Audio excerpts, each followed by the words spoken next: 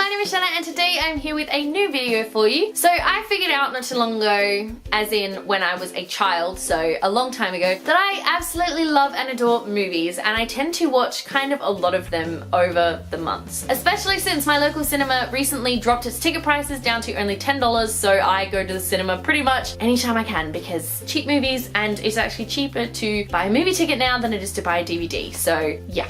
So because of this, I decided that I would do kind of a monthly movie wrap up because I really do love movies and I love talking about them with you guys, but I don't really have a way to do that. And I thought about sort of like joining it with my book wrap ups, but then I realized no, I tend to read quite a few books as well, so I'd rather just do the wrap ups and TBRs for books and then just the movie wrap ups for movies. So the month of June, I actually watched 7 movies, 2 of which were rewatches.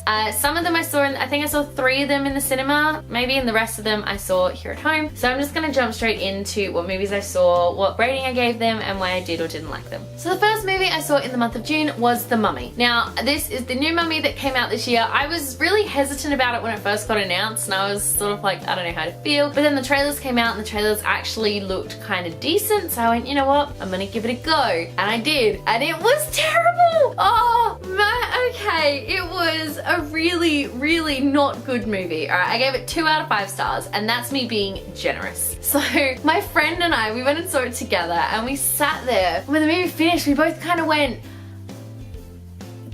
that was not good, because it wasn't a good movie. So one of the biggest reasons why it wasn't good is the characters weren't memorable. Like, I don't even remember the characters' names. I saw this movie at the beginning of June, okay, so it's only been a month, and I literally don't remember a single name from any of the characters. The only character whose name I remember is Jekyll, because like he's Dr. Jekyll and Mr. Hyde, so of course I know who that is. But everyone else, I'm like, who are you? I don't remember their names. They were not memorable. I did not like them, not a single one of them, and yeah, no. So number 1, characters were an issue. Number 2, the pacing of the movie was so off. Oh my goodness. My friend and I literally spent the entire movie waiting for something to happen. We were like, is something gonna happen? No? Okay, that's fine. No, we don't need, you know, to have something happen in a movie. We can just sit here and watch people talk to each other lots and lots. Oh my god, it was so bad. Oh, every time I talk about this movie I get so worked up because it was so bad. Wasted 2 hours of my life, and that's the thing, it was like a 2-hour runtime and nothing happened. I think personally they spent too much time setting up their monster universe than they did actually focusing on the monster that they had in the movie. And the last point is the plot was really, really weak, and I think this definitely adds into the fact that they were trying way too much to set up this dark universe rather than going, hey, we have a mummy and she's wreaking havoc on the world, maybe we should do something with that, and they didn't. So I think it was a missed opportunity. It did look like it was going to be a great film, and then it just wasn't.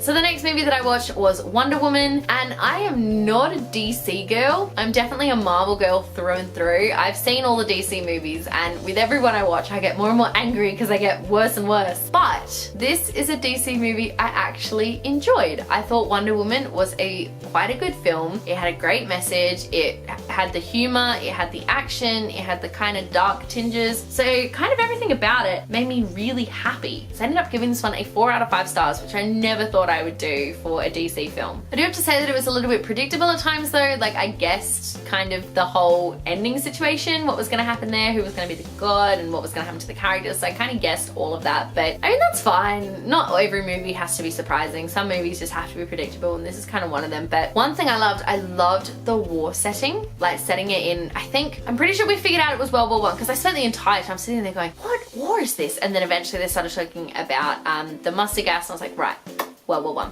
And yeah, I thought the war setting was really great-ish. Well, not great because war is horrible, but the setting worked for Wonder Woman. And I have to say that I really, really enjoyed the characters of Steve and Diana. I really enjoyed that. I thought they were really well fleshed out. And this is coming from me talking about a DC hero. I thought it was really well fleshed out. And I have to say, I give props to DC for being the first out of DC and Marvel to make a film. Oh, it's raining. Yeah, to make a film about a female superhero that worked so well, and I think that Marvel, you should, you know, hurry up and make that Black Widow movie that we're all asking for. The next movie that I watched on Stan, and that was Bad Mums. Now, I heard about this film back when it came out and I really wanted to see it, but I never ended up seeing it for some reason. Oh my goodness, it was so funny. Like, it's not a movie that I would see, you know, like that I would watch over and over again, but I really enjoyed it. I couldn't stop laughing. So I give this one a 4 out of 5 stars because I loved the characters, I loved the plot, and the jokes were really funny. The story was so simple, but I think that's what made it work. Sometimes in comedies, you really just need like the most simple premise ever to make it work. And also the actors all did an incredible job. Especially the 3 main actors who played the 3 mums, they did so well. They were so funny. So yeah,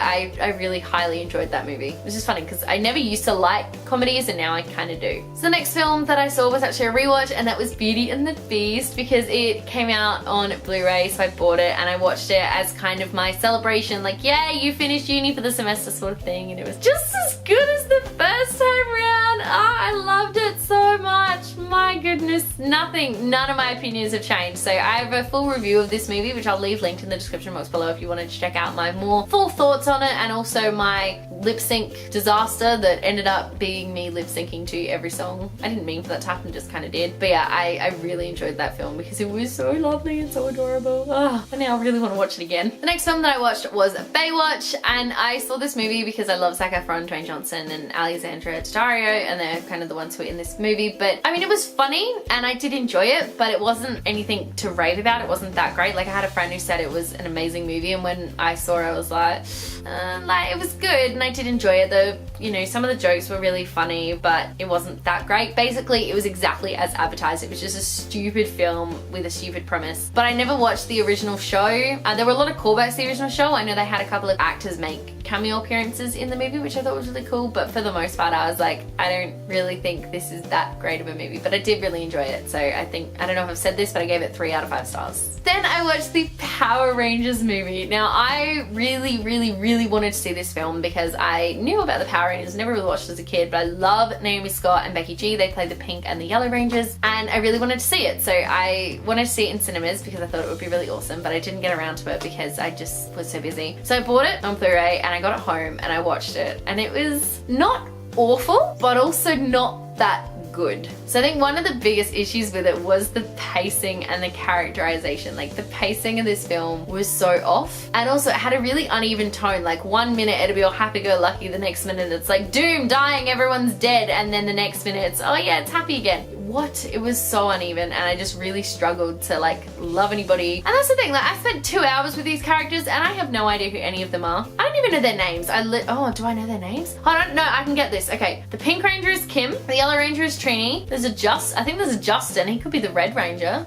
I don't know. I really don't know. Also, can I just say, the way they got these characters together was so stupid. These characters just all happened to be on top of this mountain at once with explosives, go figure, and they find these little disc things that means they're the Power Rangers or something, whatever. I can deal with that. But then the next day, okay, turns out all 5 of these kids go to the same school, but only 3 of them seem to know that they go to a school together. And then the next day, the other 2 just happen to be there, and they all just happen to be there together to go and find this spaceship. And I was like, yeah, nah, little unrealistic, but I don't know, it was a good film, but the pacing was just so off. In saying that though, I did enjoy it and I would like to see more sequels because I like to think that they would get better as they go on now that they've learned more about, you know, what they have to do with their pacing and their tone. I think that they have more of an opportunity in a sequel to delve more into these characters and who they really are, because we know pretty much nothing about them, because it was an origin, so it wasn't just like one person. It was very much an origin story of the Power Rangers, not really about these characters themselves. So I think that in a sequel they can definitely dive into that and look more into who these characters actually are. I don't know if I said this, but I gave Power Rangers 3 out of 5 stars because I enjoyed it, but it had so many issues. The last film that I watched this month was another rewatch, and that was Evan Almighty. I loved this movie as a kid, and I decided to rewatch it because if any of you follow me on Twitter, you will know that I am in a massive Gilmore Girls kick. Like, it's the first time ever watching this series and I'm loving it. So